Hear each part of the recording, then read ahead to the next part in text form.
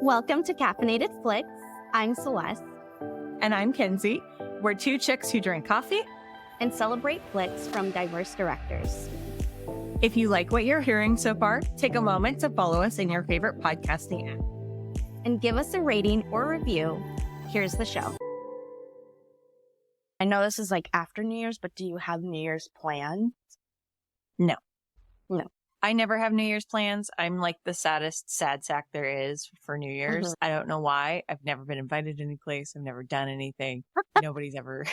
I don't even know if we stay up until midnight ever. Richard doesn't care about New Year's at all. So he goes to bed at like 9. And I remember, I think I was mad last year, probably. I was mad and I was like, I'm going to stay up and I'm going to watch movies and I'm going to ring in the New Year by myself. And of course, God. All out of spite. And then I laid on the couch and I was in and out of sleep for the next several hours. Oh, it's hard. For one, I don't want to go. I mean, I never get out invited anywhere either. But I'm not alone. I don't want to go anywhere. It's so scary driving on any holiday because people are trash. But also, I don't think we try to stay up, but we end up waking up because of everybody freaking going off with their own fireworks in the actual neighborhood. Yeah. And it goes that off is like the thing. all night, not even at midnight, like earlier till 3 a.m. So it's just not a fun night. Yeah, that is very stressful. I remember, I think it might have been last year or the year beforehand. Like there were so many explosions going on. I was surprised the next morning that my neighborhood was was not rubble. Like, yeah, I was astounded. It's crazy. And then anybody who has dogs, it's so stressful because they're stressed out all night. Just, ugh. Well, even cats too. Mm-hmm. Oh, do they? Mm-hmm. Oh, my cats get really stressed out about it too. So, PSA, be nice to your neighbors. Don't blow off go thousands to an of empty things. patch of dirt somewhere. Don't do it within the neighborhood. Right. So rude. Also, that sounds really dangerous. Personally, but if you're going to do it in the neighborhood, make them small and make it at a reasonable time and only around that hour, like 11:30 to 12:30, and then be done with it, lady. Yes, please. Be done with it. We're the scourges of New Year's. Yeah, we are. Maybe you and I should get together for New Year's and just toast to each other. Yeah. We'll just have, I don't know. I'll have a beer. You'll have whatever you're drinking. And we'll just watch random movies. Yes. Oh, God. Okay. So what are you drinking today? No. Sad. Yesterday morning I had a coffee, like a regular coffee. And then I went to Tres Leches to get a Tres Mexicanos. And it was just, I forgot to ask for it half sweet. It was so sweet. I couldn't finish it. But also, I felt like I was super anxious because normally I get a decaf. So I was like, I do not need this. So today, I'm actually carless. I can't go get anything because Billy's car doesn't have gas. I don't feel like putting gas in it. So he took my car. So I'm just sipping on water this morning. That's so nice of him.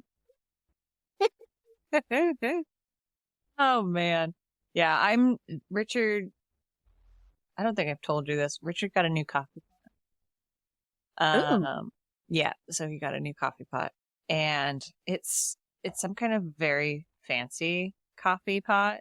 I talked about it when I recorded with Parco because he came over and he saw it. And then he asked me later, he's like, what's the name of that coffee pot again? And so I took a picture and I sent it to him because I have no idea what it's called. But it's makes gold. Oh, Bonavita. It's a Bonavita coffee pot.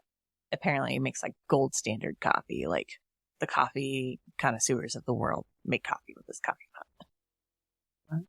Wow. I was watching some lady's TikTok and she's visiting Italy and she went out to a coffee shop to get a cappuccino and a croissant. And so I was easily expecting to pay like $13, $14, $15, like standard as to what's here. She's like, I paid €3 euros. And I know that's like with the exchange rate, it's a little more, probably like $4 or $5. Right. But oh my gosh, what is up here? Why? Yeah, but you only can get one size. So when you're in Italy, you only get one size of whatever whatever coffee you're drinking. Yeah, it's like a small. And everything only comes with one espresso shot. Like you have to ask for a doppio, but you can only get a doppio in so many things. Like they just won't let you. I mean, they probably will, but they'll, roll their eyes at Americans for doing that. So like when I was in Italy, my go-to drink was a doppio macchiato. So it was just 2 shots of espresso with that steamed milk on top of it. But it was like the only way to get 2 shots of espresso without looking like a moron in a foreign country. Yeah, it's small. I don't know if that's every coffee shop or just Starbucks. You only get 1 shot for a tall. Oh, yeah. But what I'm saying is everything is small there. Like you can't get bigger drinks there. Yeah. Yeah. I believe that. But I mean, it's like the equivalent to a small. Small here is still like $5. That's true. Easily. A small drink here is still super expensive. And I'm sure the pastries out there are like double the size. I feel like when you get them here, they're like really petite, a lot of them. I don't know if you remember. They're pretty. Yeah. I don't know. I feel like it also depends on the coffee shop too. Maybe. But in Italy, the idea is that you go, you get your coffee, you drink it, and then you leave immediately. Yeah. No to-goes there. Yep. You're not really supposed to get to-go cups. They don't really like to give to-go cups or anything like that either. Yeah. But to be fair, my experience was almost 10 years ago. That makes me so sad. Jeez Louise. Yeah. I'm finally at that age where I can say things are 10 years ago. Oh my God. Isn't it sad? It's so Isn't it depressing? Doesn't it? That's how we ring in the new year. Yep. Realizing how depressing it is to say everything was 10 years ago. Oh man. Yep. But you want to know something funny or awesome? So my boss from work, he's actually like my boss's boss. I like to just say he's my senior vice president. He sent me an OXO cold brew coffee maker. So like a compact cold brew coffee maker. And so I'm very excited about that. Oh my gosh. How nice of him. Yeah. He said it was a thank you and whatnot. And I think part of it, because I know that one of my other coworkers, shout out to Cecilia if she listens, she was asking me how much it costs to send all the cookies and stuff like that, because I make a bunch of cookies and I send them to my coworkers all over the country. And so I know that she was asking for what the cost was for that and to let her know. And so I don't know if this was like part of that or what happened. But yeah, so shall we get into today's movie? Yes. Did you mention what you were drinking? I think so. I'm just drinking a mug of coffee in my hot coffee. So hot coffee. Yeah. I'm just drinking black hot coffee. I don't even know what kind of blend it is because Richard blended it for me this morning and I did not ask or pay attention. But I do have I have 2 other questions for you, or 2 other statements. I don't know what I'm talking about right now. So anyway, I'm drinking it out of my one of my holiday mugs. So we have 2 holiday mugs for me. And this one I got from my friend Heather. It says support the Claus, and it's got Mrs. Claus in the Oh my God, I love it. Oh my gosh, that's perfect for you. Exactly. And this is when she was first getting to know me, and we had a mutual friend, and she was like, he said that you would like anything like this. So this is what I got you. And I was like, this is amazing. I love this mug. Oh, that's sweet. So I bring it out every holiday season to drink out of it. And then I wanted to ask you, how long is too long to have Christmas decorations up?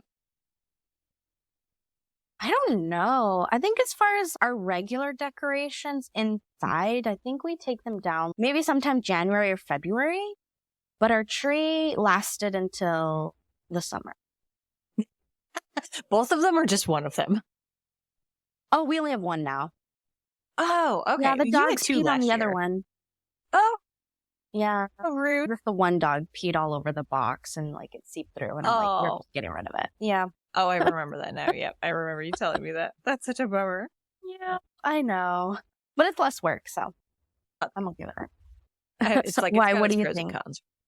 Oh, I was just thinking about that today. I was like, how long is too long to keep your decorations up? Because this episode will come out on January 2nd. And I was like, I'm somebody who likes to have Christmas decorations up at least through the first week of January, perhaps into the second week, just depending on how busy I am. But I don't know. By the time it hits February, I'm just like, okay, this can go now. Yeah. To put them down right away, I don't know. That just seems depressing. It's just so sad. Yeah, I know. We don't need that. We don't need more sadness. Oh my gosh. Anything and everything to make me happy. I downloaded Temu last night, and that's dangerous. What? Temu? What is that? I don't know. It's some kind of like Shein type style shopping app or something like that. Oh. Yeah. That's so dangerous. Yep. Ended up canceling one of my orders. I was like, I don't need all of this stuff. It's fine. Okie dokie. So shall we get into our movie today? So yes, today we are covering The Holiday, which is technically a Christmas and New Year's movie. So exactly why it's our New Year's movie. Do you have a history with the movie, Kenzie? I have so much history with this movie. I can't even tell you when I watched it first, but I know that I've been in love with this movie forever. And it's just one of those really guilty pleasure movies for me. Oh, yeah. And then I was thinking about this. I think this is the moment that I fell in love with Jude Law, like entirely. Was this movie. He's very charming in this movie. I can't get over him. I can't get over him at all. He's still forever going to be in my top 10 celebrity crushes forever and always. Like him, Luke Evans. Luke Evans is so good. He's gay, or at least I believe he's gay, but I don't care. He's still a celebrity crush of mine. He's a beautiful man, and he sings beautifully too. I don't know if you've listened to him sing. He's great. And then there's Ewan McGregor, and I don't care. Like, I love him and everything. So all Englishmen. Well, he's Scottish, so. Oh, Ewan McGregor's Scottish? Yeah, Ewan McGregor is Scottish. Why does that make him? I know. Take him down a notch. I think the people who watch, what is that show? Star Wars? Where's the one? Huh? Star Wars? No, I was thinking of that one show where the lady goes through time and she finds her love like in every time frame or whatever like that. Oh. Is The Highland? No, it's not Highlander. Oh, something Highlander, something. Highlander, yes. Is Highlander. It? Yeah, that's okay. Yep. I know who you're talking Highlander. about. That guy is Scottish. Yeah. Yeah, Okay. You're going to break everybody's hearts by saying that being Scottish takes them down a notch. No. I didn't either, but I know people love it. People are obsessed I hear with it's saucy. I hear that's a scandalous. Yeah, that is what I've heard also. But there's also like a lot of attempted rape. And I'm like, I don't think I could watch that. Jesus. I know, right? I'm like, Yeah. what's your history with this movie? Oh, man. I mean, I feel like this movie was really always like one of the guilty pleasures rom-coms that my mom was in. And then I think I just grew up to love it. Because it is a classic and it is a guilty pleasure of a movie. Very hallmarky and lovey-dovey. So that's pretty much my history with it. I think, I'm pretty sure I do watch this movie every Christmas. It's a must every single year. So it brings me so much joy. Yeah. It's super heartwarming. You actually love most of the characters. Yeah. Oh. And they're all just like helping each other, and it's so nice. It's like the Great British Bake Off before the Great British Bake Off. Yeah. And with romance. And a romantic holiday movie. Okay. Alrighty. So, the director of this movie is Nancy Meyers, who is also a writer and a producer. I could not find anything on Nancy. Wow, that's astonishing. Not because she has so many films out there. Mm-hmm. All of it's just about her movie. None of it's actually about her, which is okay, but she was born December 8th, so she's a Sagittarius, 1949. Oh my gosh.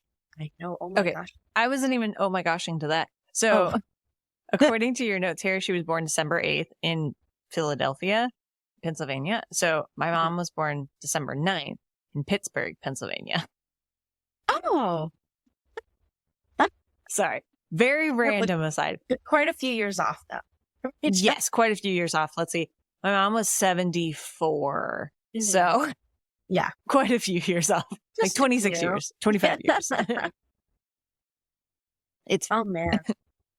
So, other projects that she's known for include What Women Want, Something's Horrible. The Intern. I love that movie. What looks like her feature debut, The Parent, with Lindsay Lohan. I know. Oh my God. So she was already like hitting 50 by the time she had her feature debut. Just shows you can be like Julia Child. What it shows. I know. Yeah. Exactly. Just goes to show. It's never too late. Never too late. And then I just happened to see that she's 5'1", so she's a fellow shorty. Like me. Aww. Do you ever look at people's pictures and not imagine their height? Just looking at her photos, she seems like a tall woman, or at least average. To me, like 5'6", 5'7" is tall, but I guess she looks like that. She doesn't. I'm tall, so she stands taller. Yeah, I do that all the time. I'm just like, huh, you look so much taller than I expected from you. Especially since like we live in this virtual world now, where we have remote work and stuff. So whenever I meet people, I'm like, you're shorter than I expected. I imagine. You're taller than I expected. You just never know now. So, a little fact about Nancy, she bases elements in her movies on real-life events that she's experienced. For example, the esophageal spasms that Amanda, which is Cameron Diaz's character, has is something Meyers used to experience. That sounds rough. So, fun. She ranks 13th amongst the highest grossing films by women directors. So, congratulations to her for that. Huh? Alrighty, so getting into the cast, we've got an all-star cast here. We've got Cameron Diaz, your Jude Law, the wonderful Kate Winslet, Jack Black, Eli Wallach, Rufus, is it Sewell? Sewell? I always say Sewell, but I could very well be wrong. But I will say Rufus Sewell, whatever. He is a phenomenal actor, and especially a phenomenal villain. Like in everything that he's in, everything he's such a good villain. Yeah. I automatically just think of A Knight's Tale, which she also starred in with Shannon Sossman together. Love her. And then when he's also in Crack Nuggets. What is it called? I can't remember, but that's okay. He's in another movie called Glory, I believe. And he doesn't play a villain in that movie, and it throws me off anytime that I see it. That's funny. I'm like, what's happening here? You're fighting for independence? I'm so confused. Oh, goodness. We also got John Krasinski in this movie and Catherine Hahn. That's right. I love them so much. It's one of those fun surprises when you get Catherine Hahn and she's pregnant in this movie, and she's just so funny for the 2 minutes she's on screen. She's pregnant in this movie? I didn't notice that. How did you not notice that? She's huge in this movie. She's got that huge belly. I did not notice that. You were such a dork. Oh my gosh. Yeah. I didn't even know she was pregnant. She's That's like amazing. on screen for like maybe 30 seconds now. I know. Yeah. Yep. When she comes and gets Amanda, she's holding onto her belly and she's like, Ben needs you. Oh, nope. I didn't notice. And then James Franco and Lindsay Lohan also make an appearance in this movie. Yes. Which is the funniest thing. I always wonder, is that a real movie? Or is that just something they made for this movie? Yeah. But it should be a movie. It would be so funny to watch. Yeah. How much does it cost to pay somebody to do a fake ad in a movie? Ooh. That's a question. Probably too damn much. But by now, she's already had like a few hits under her belt. So I'm sure she had the budget for it. She's like, I got this. It's fine. Yeah, she's like, We'll throw Lindsay Lohan into there. So, Robert Downey Jr. and Jimmy Fallon actually auditioned to play Graham and Miles. I cannot picture either of them. No. In either of these roles. Robert Downey Jr. just has like a sarcastic ass kind of quality to him, whereas Graham's character is just like purely genuine and just like sentimental and just so sweet. Like I just can't see it with Robert Downey Jr. And Jimmy Fallon. I don't really know too much about him. I love Jack Black is just perfect. Perfect. Jack. And I think it's great because he seldom gets like romantic roles. He very seldom gets the chance to have a role where he can actually participate and be part of a couple or have that happen. And it's just so sweet. And I love him so much in this movie, especially like his connection to music and how that interacts with his role here. And just, it's so great. It was perfect. Shall we get into the rating? Let's do it. All right. So 10 out of 10. Classic. Favorite Christmas movie, favorite cry by myself movie, favorite pick me up movie, favorite all around. I love this movie. Diaz and Jude Law romance. I mean, come on. Of course, Kate Winslet and Jack Black were so good. By Jack Black playing a slightly more serious role in everything. He's still goofy here, but in a subtle way. Just such a wholesome movie about love and relationships and messy life. And you're falling in love with Jude Law all over again. Always make me wish I lived in a little cottage on the hillside in England. Grab some hot cocoa or some fettuccine alfredo and cozy up to this movie. This will forever be one of my favorites. Yeah, that's basically how I feel about this movie. I know. I was about to say, I completely agree with this review. I'm done. I'm sold. Hands down. Yeah. So, on to the 1 out of 10. The writer needs to find a new line of work. I am a romantic comedy fan, but I turned this one off in the middle. There are plenty of things to dislike about the movie. Acting and direction come to mind. But there is only one villain here, the writer.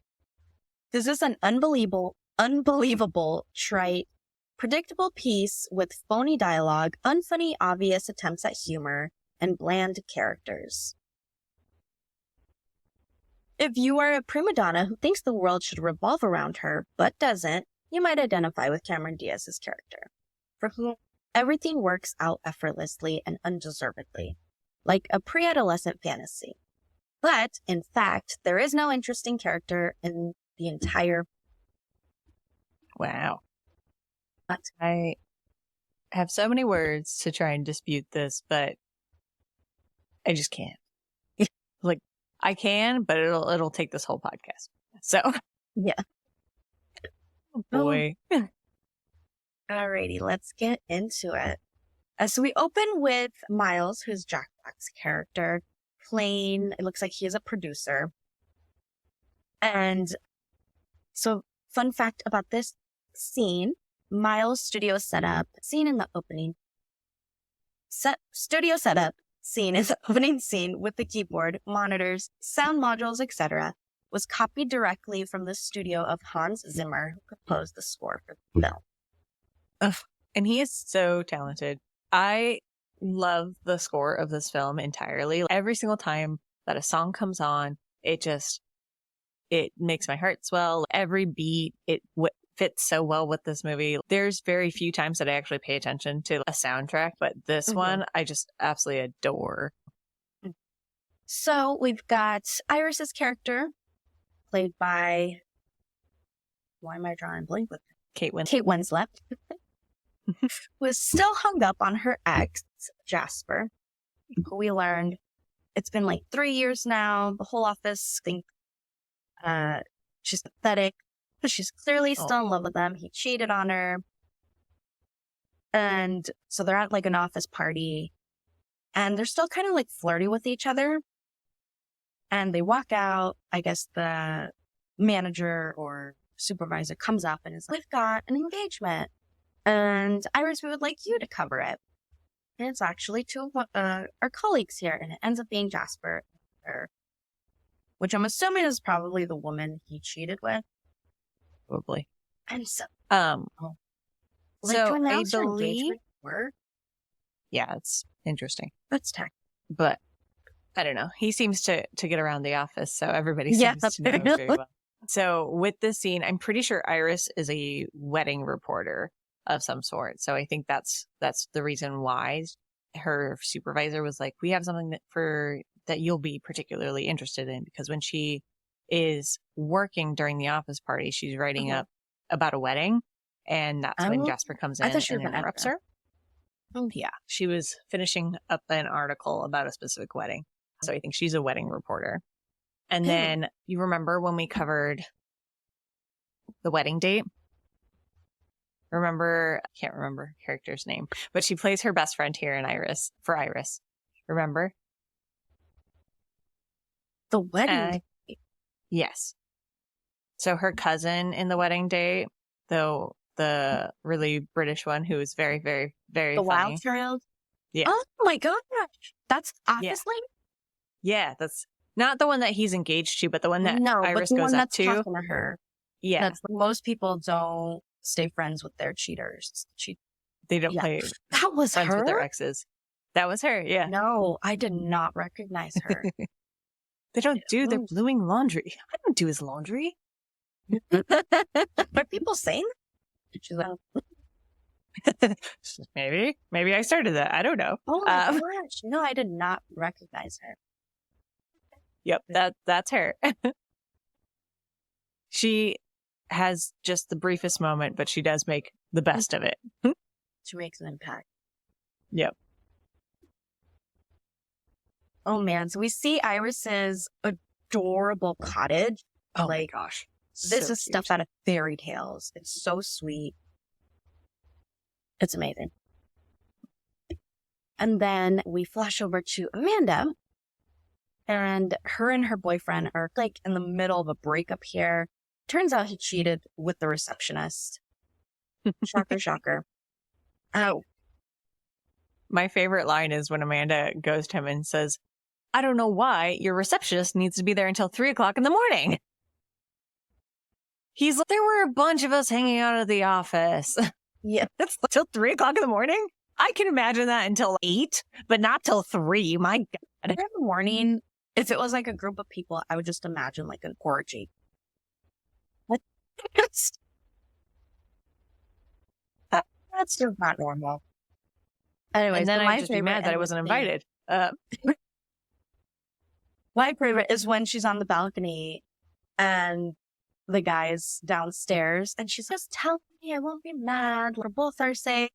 And the gardener's looking over his shoulder, just nodding, don't do it. Don't do it. So then Ethan gives in and is all right, fine. I slept with her. Oh my God. And he's been sleeping with her throughout the relationship. She's in love with me. She's 26. God, that ego though. I know, right? Anyway. Oh man. So we go to her job and that's when we find out that she does commercials. And that's the one we see with James Franco and Lindsay Lohan. It's like an action. She does movie trailers. That's what it is. Mm-hmm. Sorry. I was trying to movie remember trailers, the actual name. She does movie trailers. Yeah, she does movie trailers. And I don't think she actually goes anywhere. I think her coworkers are just at her house because she's got a cutting room in her house. Yeah. Because I didn't even think about that. Remember? She goes downstairs, she punches Ethan in the face, and then she goes back inside and she has a little meltdown. And then that's where Catherine Hahn comes up and she's like, Ben needs you? Oh my gosh. Why did I picture she went somewhere? But yeah, it did look like a little nook in her house because her house is massive. Her house is massive. And even Ethan during their fight is like, you put a cutting room in the house. You spend more time outside of bed than we have in bed. You've worked more than anybody I've ever known. Crazy, crazy. Mm-hmm. Anyway, so at that point, that's when they do the commercial. They're all happy with it. And she's like, we should take a week or two. And everybody's shocked. They're like, yeah, sure. She's like, no, I gotta get out of here. Also, she's incapable of crying. Yeah. He's like, She also breaks up with her boyfriend and doesn't cry about it. Doesn't even shed a tear. What's also great is when she's telling Catherine Hahn and the guy who plays Ben, statistics say like women now in their 30s are more likely to be killed by a terrorist than they are to get married. Why do I believe that? And it's all because men, something about like, it causes stress on our faces, so we look haggard, and men don't have to deal with any of this, so they can look cute for the receptionist. Yep. They're probably just thinking, we do not get paid enough to deal with it. I think that's probably true. Oh, man. So meanwhile, Ira's halfway across the world to not stop. She is just full blown having a meltdown. She even at one point contemplates killing herself with the gas from her stove. She's like sniffing it in. She receives like an IM message on her laptop. She snaps out of it. She's like, what am I doing? Oh, God, what am I doing? So then is when they come to the for 2 weeks.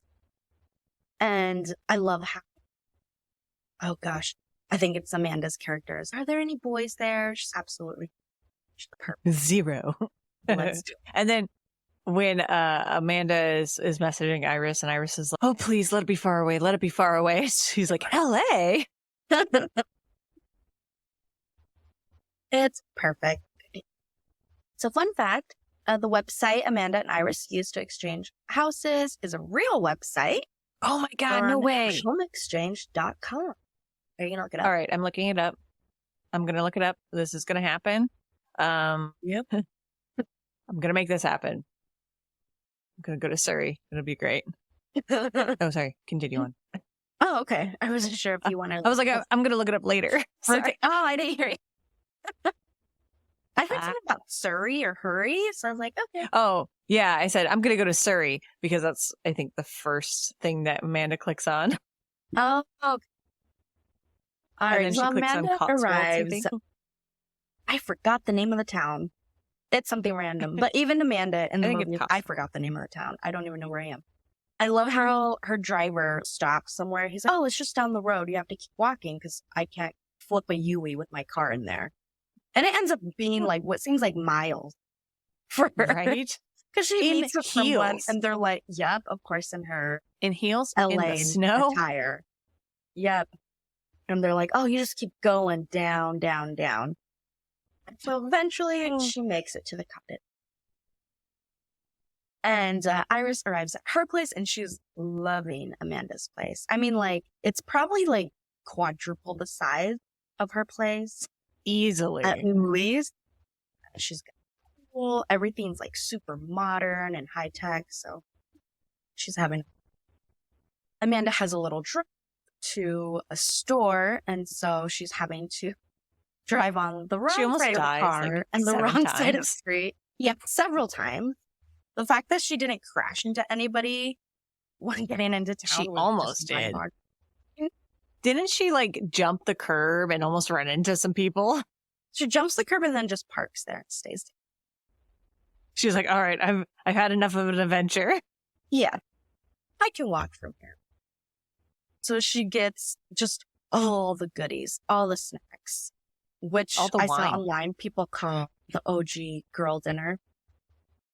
Yes. You know what we should do? For New Year's Eve, we should have the OG girl dinner and watch movies. Yes. Oh God, that's what we amazing. do. Even the cashier lady's, Yep. oh, you're having a party today. Amanda just like, nods her head and she's shaking and giggling as she's drinking wine straight out of the bottle. Yeah, she's one of those people. In the store. I'm like, you have to drive home that in a place that you don't know how to drive. Yeah. Like, I think she's done by now. So she gets back to the cottage.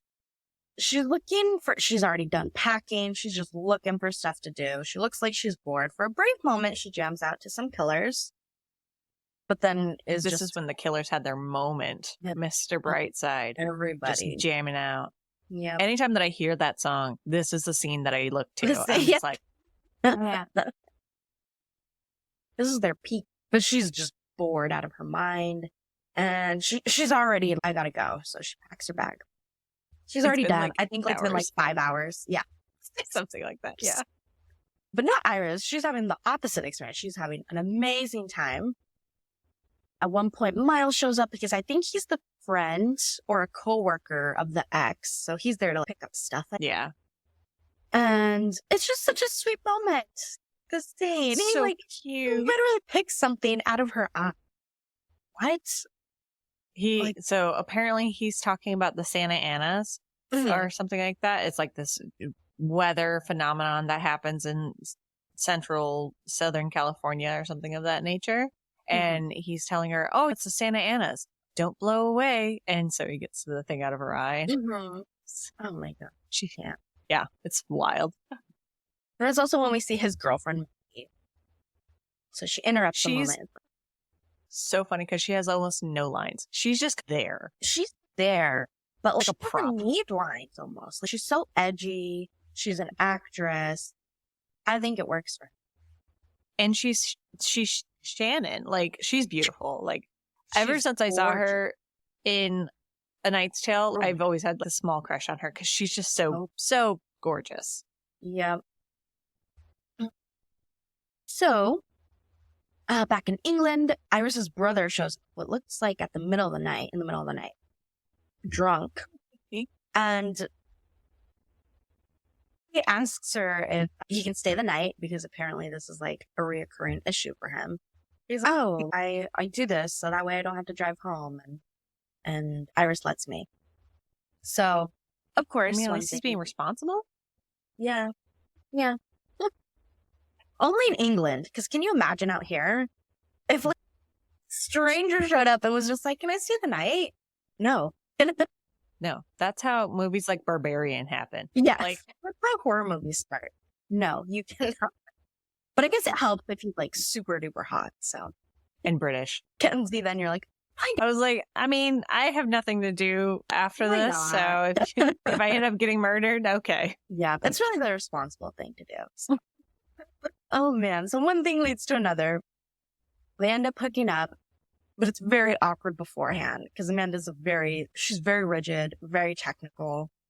They have to redo their first kiss 4 times. Half in which her eyes are open. Yeah. She's just like looking at his face while they're kissing and she's just like studying it. And she's like, this is different than what I expected. Yeah. So of course, the next morning, it's a bit awkward, but in a really weird way, he asks her out. Like, he starts off by saying, oh, like with me, things are too complicated. And meanwhile, the whole time she's like, don't worry about it. No, we're good. He's like, I can't get into it. I've got la da da da. Anyways, and eventually is hey, so if you decide not to leave, some friends and I are having dinner if you care to show up. But okay. So back in LA. Oh, I forgot to mention that on the flight to LA, Jasper messages, he texts Iris. I forgot what he said to her, but basically she told him she needed a break. She's, I need to fall out of love with you. Please give me the opportunity. So what does this asshole do? He calls her to help him on his book. Which, that douche. I mean, we already knew he was a douche, but. Sorry, you're getting all broken up, and I don't know if it's me or if it's you. Oh, no, you're good. You're frozen. Hello? There you go. You're going in and out. I know. It's like, I think we have the back. I think so. I think. Yeah, I always figure if I just keep moving. I know, because if I stay still, you're not going to know if I'm frozen or... We'll get better. So we're like, and then... we'll have a dance party. Just like, we're good. Right, I think we're good now. Yeah. Do you want to do the bit about Iris on the plane telling Jasper that she needs some space? Oh, okay, yeah. Started to break out. Oh, my bad. So, on Iris's way to LA, Jasper ended up messaging her about something, and she let him know that they both need to fall out of love with him and to please give her the space and to do so. And that was that. And of course he doesn't listen. And of course he doesn't listen. Yeah. Self-centered asshole calls her up, which at first she thinks is to like actually ask her about like how she's doing. And immediately he's like, I really need help on my book. Right. So at this point, Amanda had already bought a ticket. She was ready to bounce. She ends up deciding not to board her flight, and she meets Graham for dinner. And over this whole scene is one of my favorite songs ever. It's Let Go by Frou Frou. And this is how I found out about this song. But every time I hear this song, it just takes me to a whole nother world. And it's so good. Like when I was talking about like the music and the soundtrack of this movie, it's just so magical. And it's just such a good song. Ugh, I love it. And I found out actually that Frou Frou is Imogen Heap. So they're the same person, the same singer. So that was kind of neat. So Iris meets little old man Arthur while he's out on a walk. Poor guy. He's up there in age. He got lost. So she helps him find his way back to his home. She finds out that he was a screenwriter.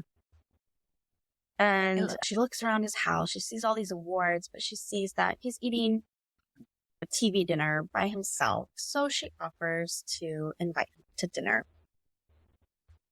And she learns all sorts of things about his film career. And I love how she has a little meltdown. And he's like, ma'am, you seem like a main character and you're acting like a side character. Right. The leading lady of your own life, for God's sake. Arthur, I've had a therapist for 3 years, and they can never explain that to me as well as you did. It was brutal, but necessary. Brutal, but good. Yes. I love their relationship so much. I think that's one of the things that I think that's one of my adore favorite about things. this movie. Mm-hmm. Yeah. Because it's so just, sweet. It's so sweet.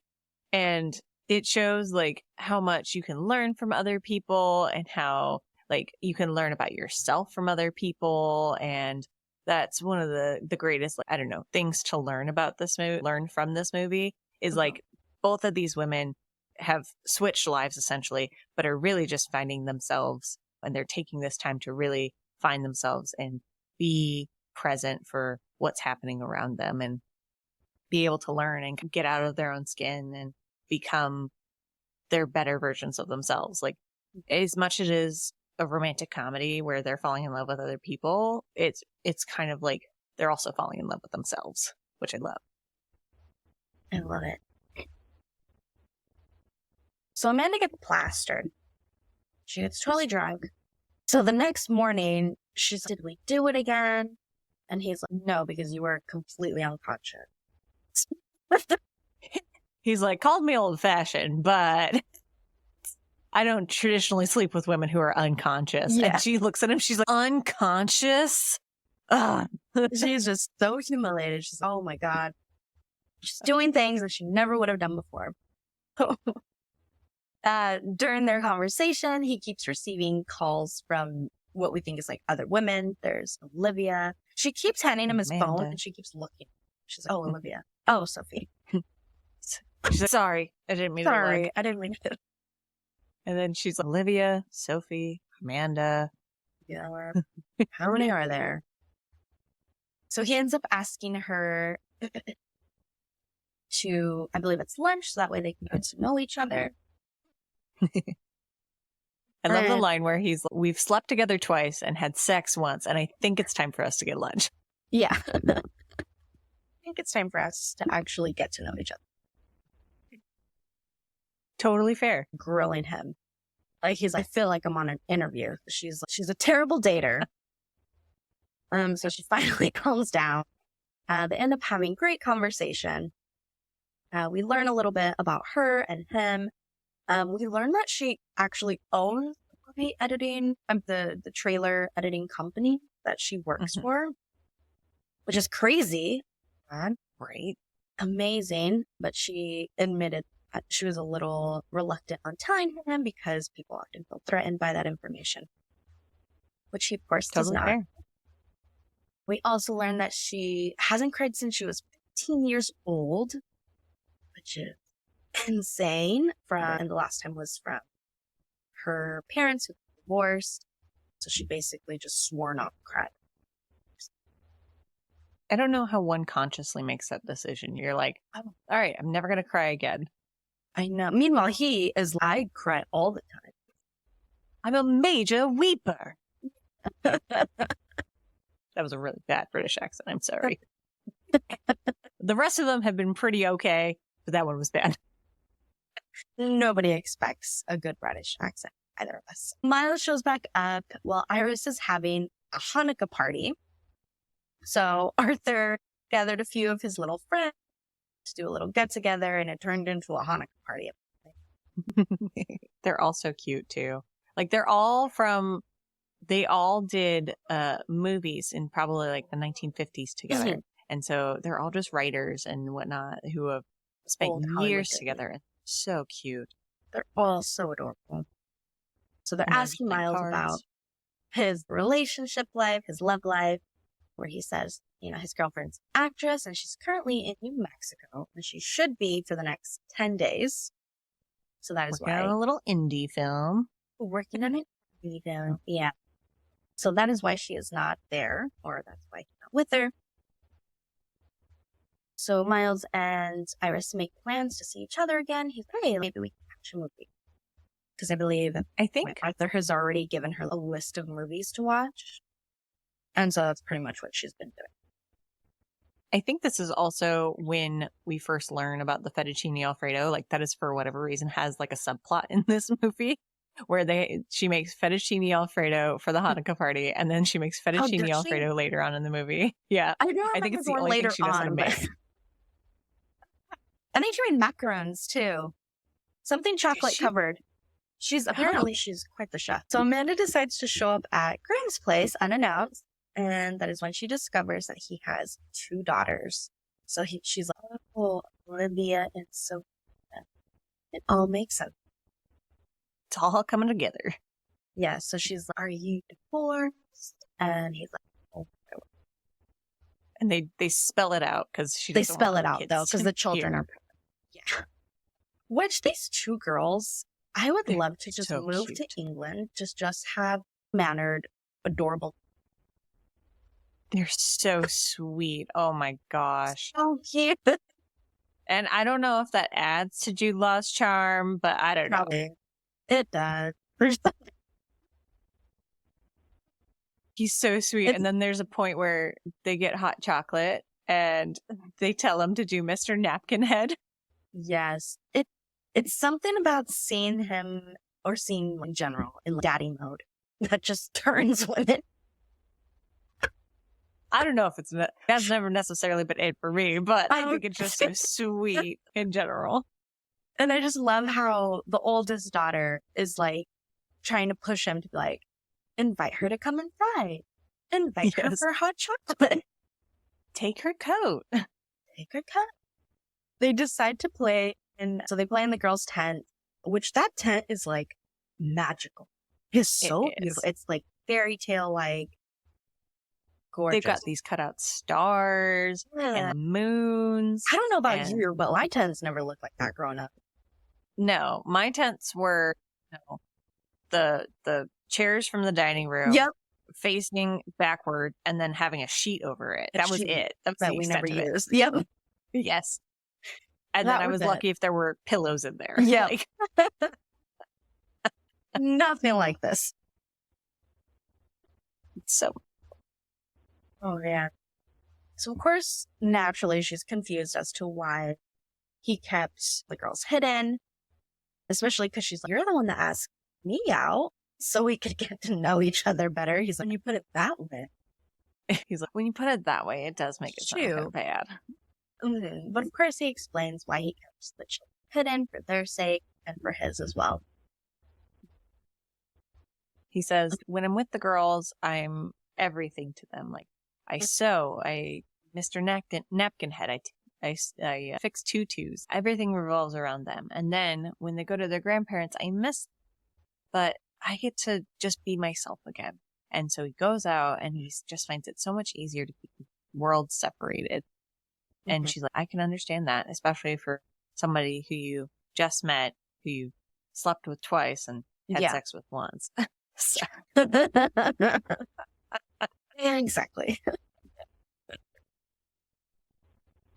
Oh man, so Iris is on her way to Arthur's house and she's already learned all of the gardeners, all their names. She's like, they're already very familiar. Yeah, she's very familiar with everyone already. She has made herself LA suits her very well. She's so sweet. So she delivers Arthur's mail and learns about the tribute that they want to do for him for his screenwriting achievement. He does not want to do it. Apparently, this has been there have been numerous mails sent or letters sent over asking him to do this. And no, one of the main reasons is that he can't walk on his own. He said it'll be so embarrassing.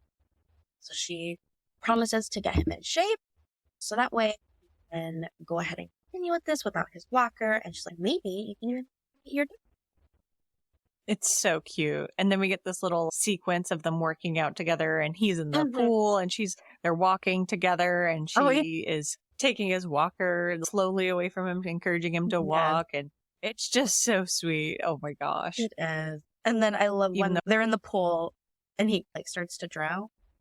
Yes. He goes down and she's underneath the water. He turns around and freaks out. He's just he's like, I just needed to refresh myself. It's fine. I'm good. Let's continue. So Iris gets a call from, I forget who she gets. I think it's Graham first. Yeah, Graham's first. Checking in, and then she gets a call from Amanda, and there's this three-way call going on. She keeps putting each other on hold, and they're both asking about each other. And she catches on that they slept together. So she thinks she's on the phone with her brother, and she's like, and she's like, how could you sleep with a woman staying in my house? I know.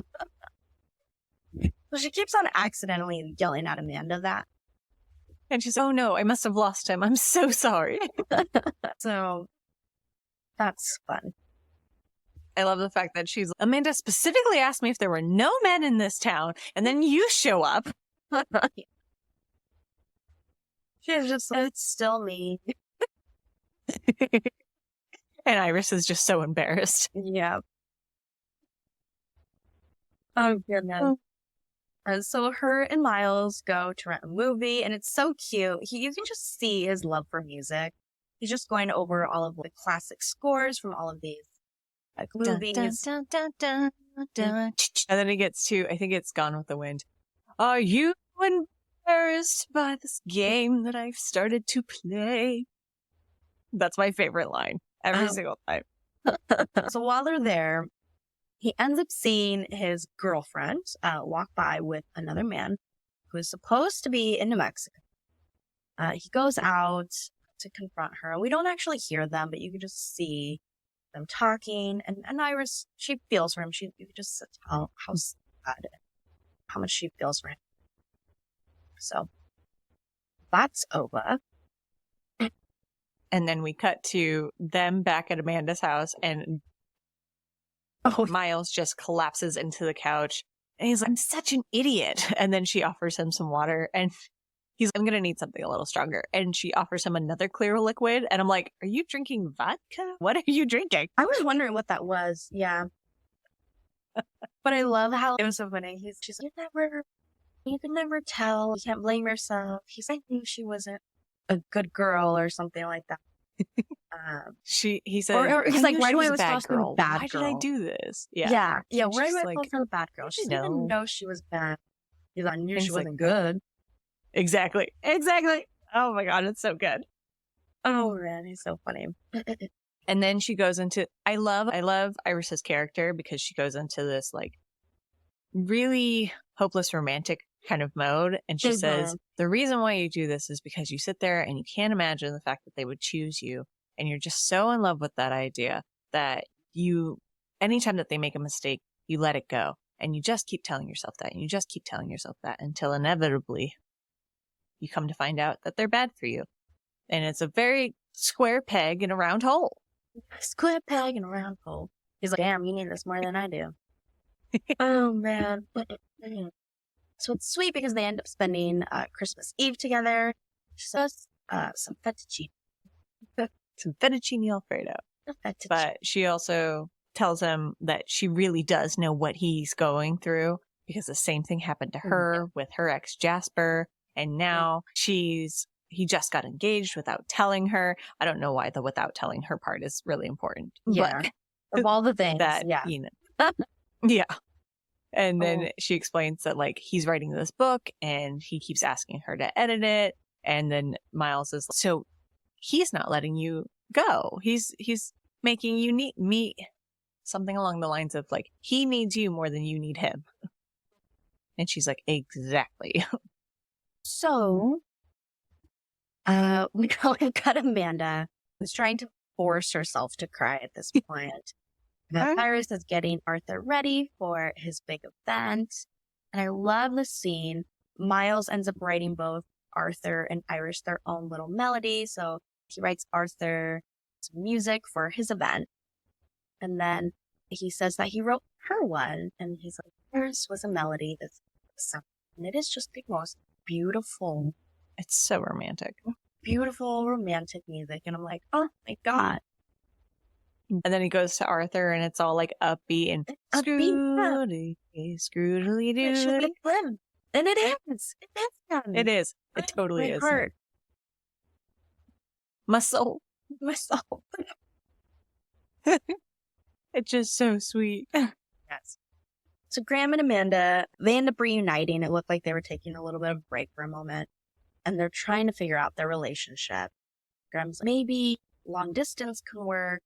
And she basically ends up talking herself into the relationship. She's like, it's going to end this way, so we might as well. I'm leaving soon. Just call it what it is. Now, this is also like presumably after they've had sex because they're like upside down on the bed without their shirts on. Yeah. And they're like all out of breath. They did it again. So funny. And I don't know why Amanda's wearing like this like lace, what looks like a training bra, but it does. It's like a lacy something. Because she's petite up there. So that is the nicest way I've ever heard somebody say that. I need more. She's petite up there. Oh, do you need to go?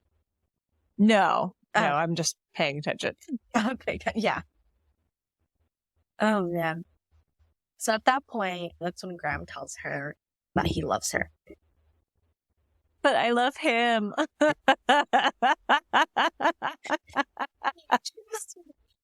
Me. And she's just like, wow, I don't know what to say to that. Yeah. I was not expecting that. Yeah. And he's like, if you don't say it back, that's okay, because this clearly means that it meant more to me than it did you. Yeah. Oh, man. So Iris and Miles are at lunch. He receives a call from...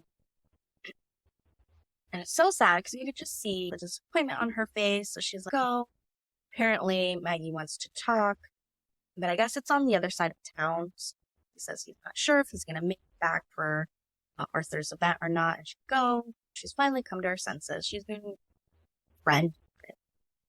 I love how the relationship starts off as just a genuine friendship. I think that's what makes it so much sweeter. I know. As so opposed sweet. To the and other, just... I love how they're polar opposite. Yeah. The two relationships. Yeah. They're like, one relationship with Amanda and Graham is sex first, and then talk about it later, ask questions later. And then Miles and Amanda is just this genuine friendship of just trying to support each other, and then it turns into something more and really caring for each other. It's so sweet. It's amazing. So Jasper also ends up giving Iris a call, and he says that he has a surprise for her. She heads downstairs thinking that he delivered a package. When she opens the door, his surprise is that surprise. Ugh. Anyways, And then we see on the other side of town, Maggie is just begging Miles for forgiveness. And so Jasper's there. And he's telling her how much he misses her. And that when she gets back home, they should just get away together. Just get out of town. And you can see that she's like starting to fall for it again. And so she asks if like how he's going to be able to do that. Like if he's still engaged. And he like tiptoes around the question. And she's like, you're not answering my question. And so he says, yes, I'm still engaged. And she's, what the? Like, you can see that moment of realization finally happened for her. She finally stands up to him. And she's like, I'm done. I'm over you. I'm out of love with you. Get out. She kicks him out. And she just is ecstatic about it. She's shouting. She's so ecstatic. It scares me every single time because it's so loud, but it is so good and we're like relieving because she's just like, yes. Yeah. She gets ready and she escorts Arthur to the Writers Guild event. He's so sweet and adorable. He gives her a corsage. He says, you don't want it. You don't have to wear it if it doesn't go with your outfit. It's a little cheesy. I love it. I'm looking for cheesy. Yeah. I love it. And he's like, that's a good line. And she's like, it's all those movies. Yeah. So they show up to the event and it is a major turnout. And there's tons of people there. And they're walking down the aisle and you can just see all these people that are there for him, that are cheering him on. And I love this scene so much. It made me a little teary-eyed. Yeah. Because he didn't think that anybody would show up. He's like, it's just for like 3 or 4 people who are fans of mine. But I mean, it's nothing special. He wasn't expecting it. You could see it on his face. The whole auditorium is full. Fortunately, Miles ends up making it on time for his event. Arthur gives, and he makes it up the stairs on his own. Mm-hmm. And he gives a speech about his love for cinema. And Miles tells Iris, he's like, it's over between me and Maggie. And he invites himself to England and New Year's with her. He asks, are you doing anything for New Year's? And she says, by that time, I'll be back in England. He's, I've never seen England before. Yeah. Would it be okay if we still had a date then? And she's, that would be wonderful. And then they finally kiss. They have their first kiss. And it's so sweet. I love it. Meanwhile, Amanda and Graham, they say their goodbyes because Amanda's heading out. And while she's on the drive, she finally sheds a tear. She finally starts crying. Also, I just wanted to point out, at the beginning of the movie, the guy made her walk God knows how long because he claims that he wasn't able to get the car through there. And he picked her up at the door. Yeah. I know. I'm just like, what is happening here? And then she tells him to turn around and to take her back. And apparently he's moving too slowly. So she's like, never mind. Just let me out here. And she runs. She books it all the way back in heels again. And I'm like, why are you doing this to yourself? Yep, she does. And it's crazy. So yeah, she books it back to Graham. And also, fun fact, she claimed at this time that this movie is her most physical due to all the running that she had to do. We need to point out that she's done 2 Charlie's Angels movies. Charlie's Angels. Yes. Yeah. And then Night and Day. Yeah. And The Mask. Those are all really physically demanding movies. And somehow this one was more. None of them had snow. It's a whole different ballgame when you're running in the snow and in like heels. Another kind of challenge. Yeah. Yeah. But yeah, that is astonishing considering she was in both Charlie's Angels movies. Yes. Like, I looked it up. I'm like, wasn't she in 2 action movies? Oh, man. So she arrives back at the house and she's calling out for Graham and he walks out and you could see he was crying. He's wiping off his face. Jude Law, I'm so in love. I know. You know what? It doesn't make sense for me to leave before New Year's and I should just stay longer. Hug. Yeah, I love how it ended with a hug. I don't know. It just seemed more romantic. He just kind of like swooshes her hair to the side too, and is just embracing her. So then we see they're all spending years together. The children, Iris, Miles, Graham. So that is the hunt. Yeah. So sweet. And then that song always gets stuck in my head also. Love it. Which one? The song that they're all dancing to at the end with the New Year's Eve. Honey, you make me do. Oh. Yeah, that one. Not that I remember any of the words clearly, but still. So I don't believe that it passes the Bechdel test. I know. I was thinking about it. I'm like, I can't pinpoint a moment. I guess just texting, like when they're typing. That's what I was wondering. The IM messages. Yeah, because they don't talk about any specific man, and there are several lines of dialogue, especially when they're introducing each other. Amanda's, but I don't know if texting something loser loner. So yeah, maybe, I don't know. We'll call it a maybe. We'll call it a maybe. Maybe.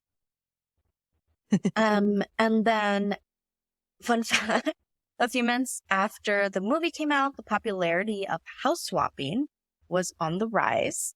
So much so that, in fact, the police in England had to issue a warning against swapping homes with strangers due to identity fraud and murders. Oh, that's cheery. I know, right? Happy New Year's, guys. By the way, just keep in mind. Don't get murdered. Yeah. I think there's this line, stay sexy, don't get murdered, or something like that. Oh, good. I don't know if it's just like astronomically apparent just how much I love this movie. I adore this movie so much. I used to watch it on repeat. It's a movie that I do watch throughout the year, I feel like. Yeah. It's not just a Christmas time. Yeah. It's an just every a time feel movie. Good, romantic. It's so good. It falls under romantic comedy, right? Yeah. Definitely. Okay. So on our caffeine scale, Celeste, where would you rate this? How stimulated did this movie keep you? Mine's a 5. I love this movie. Same. I adore this movie. I adore it too. You love all the characters. I was just talking about, I was at our little work event yesterday, and we were talking about the British Bake Off. Oh, and we were talking about how you love the show and you just cheer on everyone because they're so nice to each other and they're so sweet. It's not like American reality TV shows where everybody's just like chatty and like I'm not here to make against one friends. another. All about number one there. It's about community and they're so sweet and genuine with one another. And so that's what that reminds me of, this movie. It's just so heartwarming. I love it. It's a classic. It's so good. And I think I've sang this movie's praises throughout the entire episode. Yeah. But I just, especially when you got Jude Law and you got Kate Winslet, just that amazing. Just so good. So good. And Jack Black, so sweet. Oh, God. And Arthur, I will never get over Arthur's character. It's so sweet. Oh, gosh, how old is he now? And you know what? I really love the fact that there's not really a bad guy in this movie. There's not really a whole lot of conflict actually happening in this movie. It's just people getting to know each other and getting to know themselves. And I just love that so much because there's so much of like romantic comedies where there has to be a lie, there has to be some covering up, there has to be something or another, and you have to come back together or something of that nature. But this one is just like, we're just getting to know each other, and that's okay. I adore it. I love it so much. Oh. What? I was wondering how old he was. He passed away. I was wondering. Yeah. Yeah. I was like, how old was he when he passed? He was 90. He had quite the life. That makes sense. Oh, that's so good. I'm glad that he has imprinted on us, essentially. Thank you for listening to another episode of Caffeinated Flicks. We're a self-published podcast, produced and edited by Kenzie. We'd love to hear from you. Let us know what films you'd like us to cover, what we can do better, or just say hi. If you'd like to get in touch with us, you can follow us on Instagram at caffeinatedflicks or email us at caffeinatedflicks@gmail.com. We'll catch you on the flick side.